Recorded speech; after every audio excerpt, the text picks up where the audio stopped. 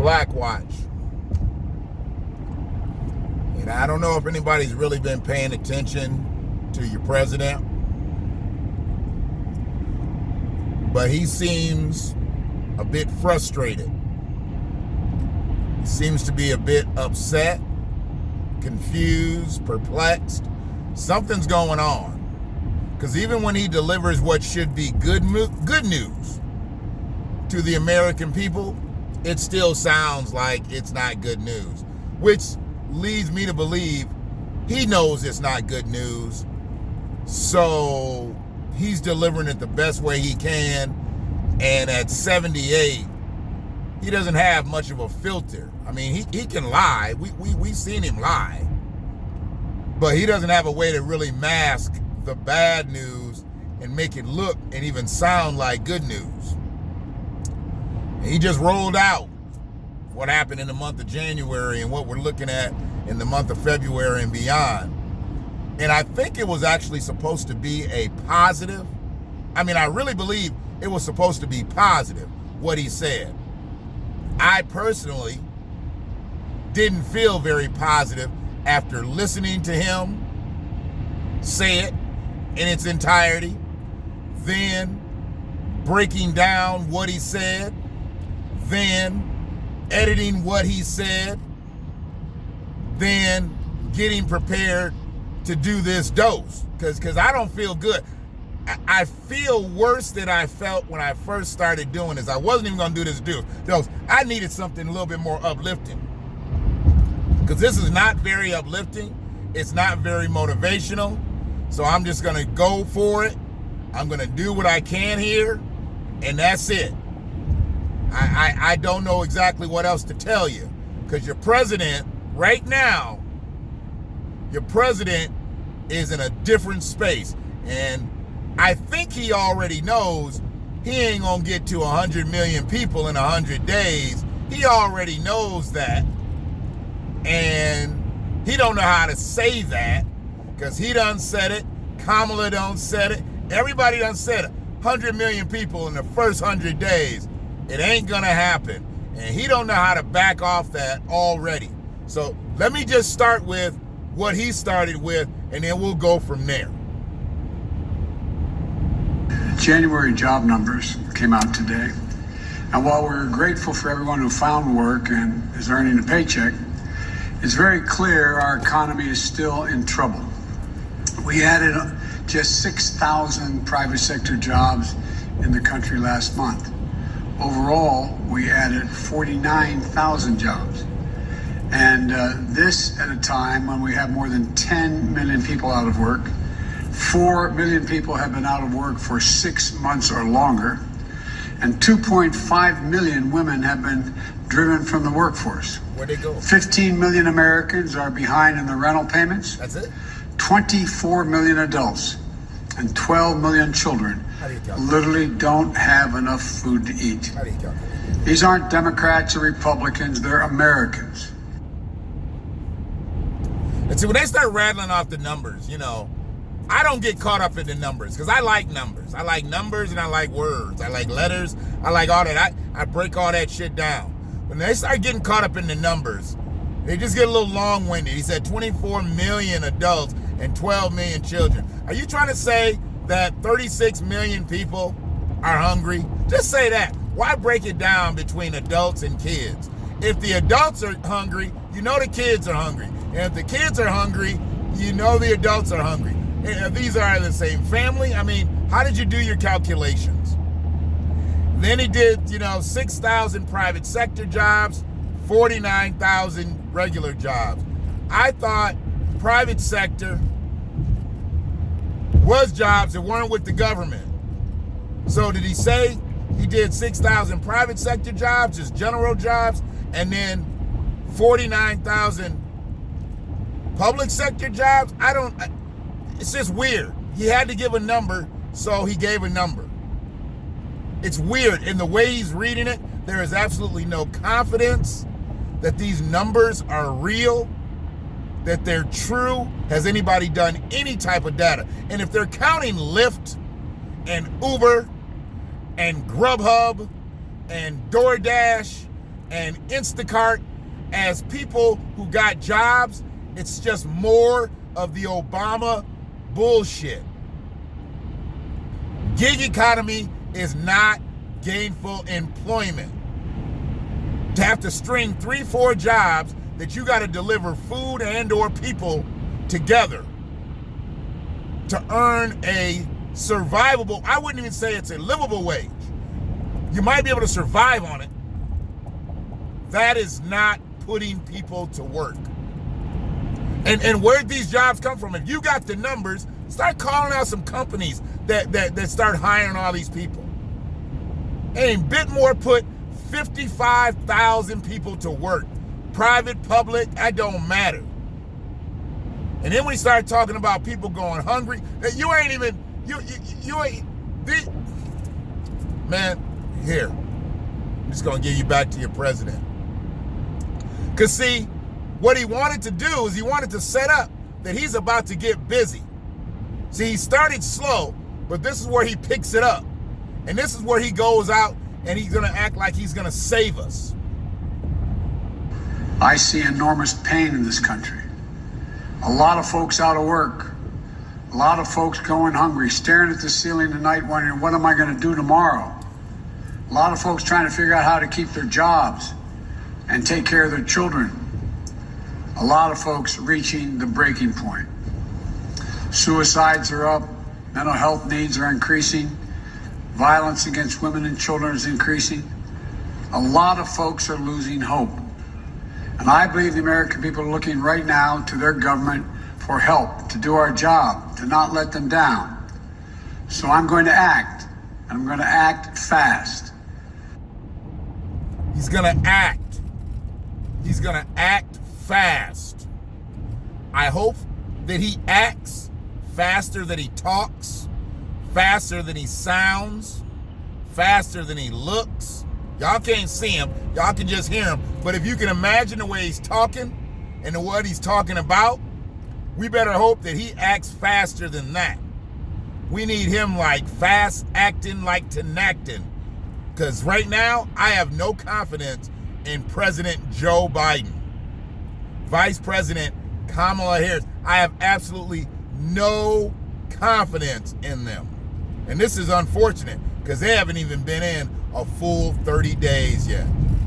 Now, maybe everybody else is seeing something different. I know I see things differently than a lot of people, so maybe y'all seeing something different. Maybe y'all hearing something different. And I don't know how many people are sitting up looking at the ceiling at night worrying about what they're going to do. If that's you, I mean, you know, Joe said millions of people are just laying in bed, looking up at the ceiling. Where does he get these dramatizations from? Looking at the ceiling, wondering what they gonna do. What they gonna do? What we gonna do? Who does this shit? Who says this shit? Who's writing this for him? This is amazing. But when he said he was gonna do it, when he said he's gonna do it, he's gonna act fast, his next breaths want to talk about how he wants to dance across the aisle and try to get help from the Republicans. See, he goes in and out. He's strong Joe, then he's weak Joe. He's monumental Joe, and then he's feeble Joe. He just needs to stay where he always has been, a centrist. You're not getting any better than that. You're a centrist at best. You're not a liberal. You're not even really a true Democrat. Joe is not even a Democrat. He got into the Democratic Party at a time. If Joe could flip and be a Republican, he would. He's definitely not a Democrat. But it is what it is. But let's hear him, because he said he's gonna go do it himself. Let's hear him, because he still needs the other side. So he thinks. And I thought that was the whole point of them putting the con off about Warnock and Ossoff, that getting them in there, you wouldn't need the other side. But he still wants to work with the other side, even though the other side don't give a fuck about him when they control the House, when they control the Senate, when they control the White House. They don't give a fuck about the Democrats, but he wants to care. He wants to make it look like he's fair. I'd like to be doing it with the support of Republicans. I've met with Republicans. There's some really fine people want to get something done, but they're just not willing to go as far as I think we have to go. I've told both Republicans and Democrats that's my preference to work together, but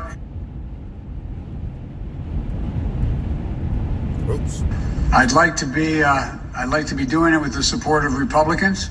I've met with Republicans. There's some really fine people want to get something done, but they're just not willing to go as far as I think we have to go. I've told both Republicans and Democrats that's my preference to work together. But if I have to choose between getting help right now to Americans who are hurting so badly and getting bogged down in a lengthy negotiation, or compromising on a bill that's up to the crisis, that's an easy choice. I'm going to help the American people who are hurting now. So he said he's going to help the American people hurting now. And people are hurting financially. They're hurting emotionally, spiritually, physically, obviously mentally. He said he's going to help. And then he gave his top 2 things that he's going to do. His top 2 things. And the first one, it may help, but it's not going to help anybody put food on the table. It's not going to help anybody pay any bills. It's not going to help keep anybody from being evicted. But it's the number 1 goal of the president. The number 1 goal. He said it. Here's what's in that plan. First, it puts $160 billion into our national COVID-19 strategy, which includes more money for manufacturing, distribution, and setting up of vaccine sites, everything that's needed to get the vaccines into people's arms. There's simply nothing more important than us getting the resources we need to vaccinate the people in this country as soon, as quickly as possible. So job number 1 of the American Rescue Plan is vaccines. Job number 1 is vaccines. Not to help any of those poor, starving children get something to eat. Those poor, starving adults get something to eat. Those unemployed people get something to eat. Help them pay their bills. Try to keep a roof over their head. That's not the number 1 goal. That's not the number 1 goal, to get some money in their hands. The number 1 goal is vaccines. You just heard it. That's the number 1 goal. Get the shot. I'm broke. Get the shot. My lights got cut off. Get the shot. My kids don't have nothing to eat. Get the shot. Now, you want to hear the number 2 goal? Sure you do. You have to. You better. The second, the American Rescue Plan is going to keep the commitment of $2,000. $600 has already gone out. $1,400 checks to people who need it. Everybody. This is money directly in people's pockets. They need it. We need to target that money, so folks making $300,000 don't get any windfall. But if you're a family that's a 2 wage earner, What? each of the parents, one making 30 grand, one making 40 or 50, maybe that's a little more than, well, yeah, they need the money. What? And they're going to get it. And here's what I won't do. Here. I'm not a wage earner. Here, Each of the here. parents, they need it. Listen to this. We need to target that money. Listen to this. So folks making $300,000 Right don't past get any this. windfall. But if you're a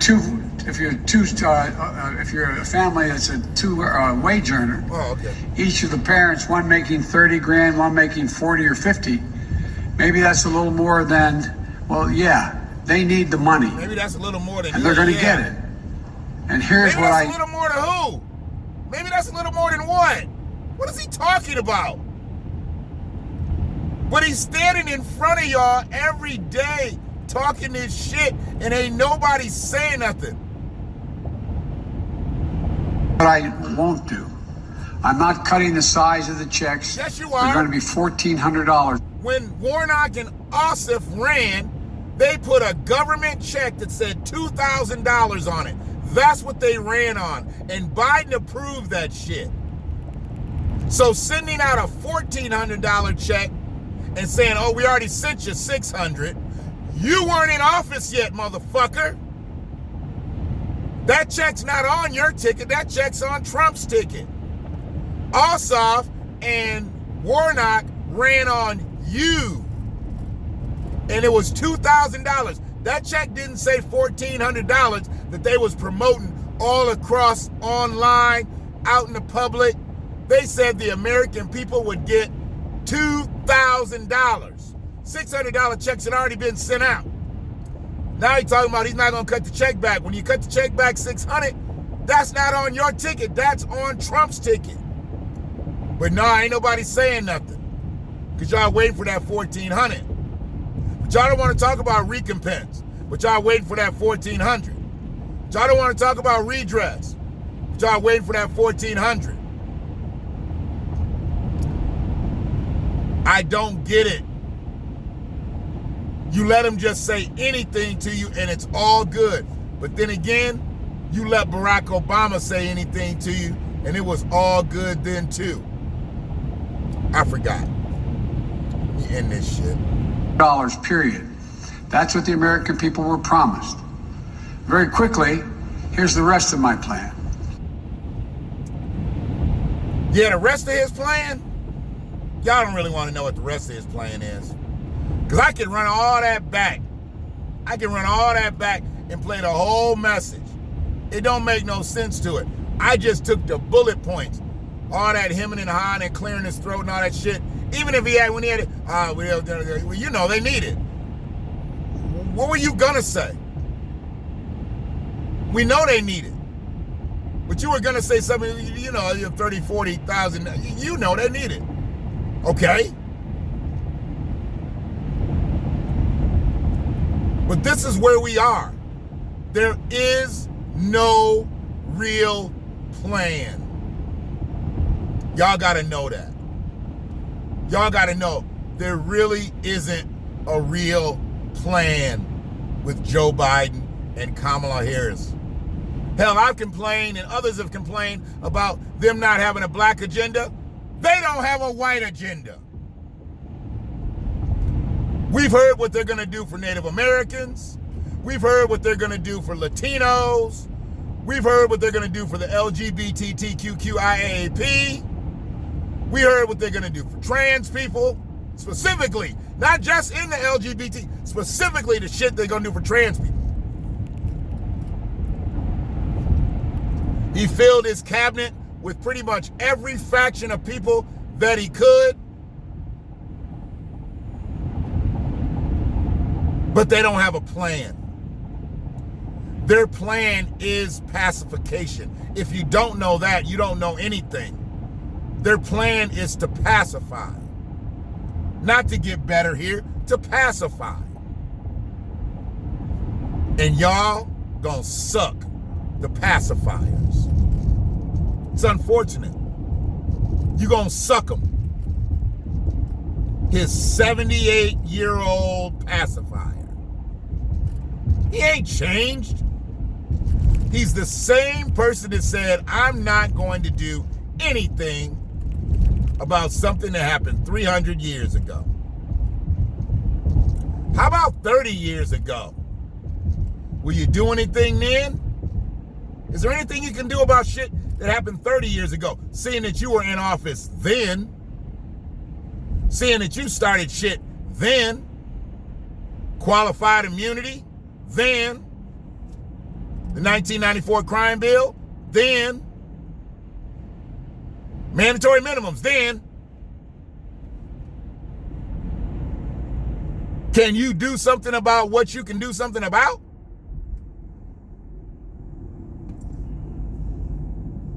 This is who you elected. This is who you put in control of this country. And for all y'all Chucks and Pearl wearers, I hope them Chucks is 2 sizes too small, and I hope them fucking pearls choke your ass out. Silly shit. Y'all voted on symbolism. Flat out symbolism. Nothing else. You didn't vote for any other reason other than symbolism. Oh, and anybody but Trump. Y'all do what y'all got to do out here. But don't get to marching and singing when somebody else gets killed and nothing else gets done. I mean, hell, I just seen, I think it's a Minnesota Timberwolf. They talking about giving him 121 days in jail. Minnesota is the reason why I'm using it. 120 days in jail for him pointing a gun at somebody that was trespassing on his property. And then they got a search warrant because they smelled cannabis. So they got a search warrant, and when they searched his house, they found an illegal gun and a large amount of marijuana. This is an NBA player. He lives in Plymouth. Plymouth is a good place in Minnesota. I worked in Plymouth, when I was working with them custom builders. I worked in Plymouth. So Plymouth, Minnesota is a good place. Plymouth, Eden Prairie, there's some good places in Minnesota. Now, this happened in September. They've already sentenced him. George Floyd was killed Memorial Day weekend. Memorial Day weekend. 4 months before this happened, ain't been no trial on that.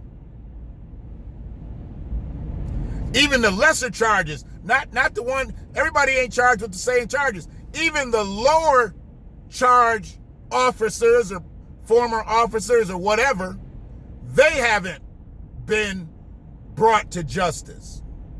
But they was able to bring somebody to justice in the midst of a pandemic. They was able to bring him to justice from September, and I just read it, today, so it just had to happen. It just had to happen. His sentencing, they ain't talking about, he probably won't do jail. He might be doing some jail release, some type of release program where he can stay at home. He probably got enough money to be able to keep out of the actual jail itself. But the fact that they got a trial and a conviction and a sentencing from September, but there's been no movement on the George Floyd case. Yeah. What good did it do getting a former attorney general, former district attorney in as our VP? What good did it do to get one of the longest tenured senators and former vice president in at the presidential seat if they couldn't make these things better? What good did it do? Y'all can't answer those questions because you can't answer the questions on nothing else. You just gonna keep listening to that rhetoric and keep looking at the fucking mailbox. Maybe not the mailbox, probably more of, is it gonna come through your Cash App or whatever, your reloadable debit card? That's all y'all good for right now. That's all you gonna be good for. And they know that. They know that. One word. Midterm. That's all I gotta say. It's the Black Watch. And your president. Hopefully you understand this is just the beginning of a long ass 4 years. And if not, okay. One love.